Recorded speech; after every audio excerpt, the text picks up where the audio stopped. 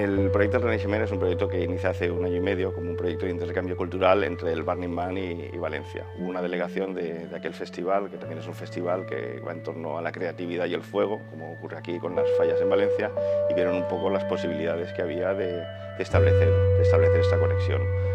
Fuimos una delegación a conocer aquel festival, luego ellos vinieron a Valencia y se decidió pues, que el centro de todo el intercambio pues, fuera la parte cultural y sobre todo la creativa. Bueno, esta es la falla que llevamos al desierto de Nevada, al Burning Man. Hace 1 año y medio nos llegó una llamada que no sabíamos qué era y seguimos la llamada y acabamos en un sitio muy loco, que es un evento, un experimento social, donde se juntan 70.000 personas en una ciudad nómada y se basa todo en el arte, en la expresión personal.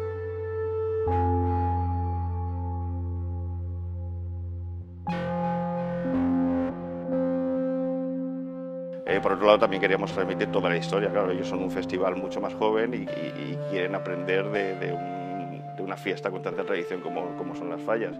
Por eso se incluyen en toda la piel envolvente de la pieza, se incluyen estas máscaras de cartón que hemos recuperado junto con el gremio de artistas falleros, recuperando moldes de más de hace 50-60 años para enseñar pues, todo este trabajo artesanal y artístico que se ha generado alrededor de las fallas.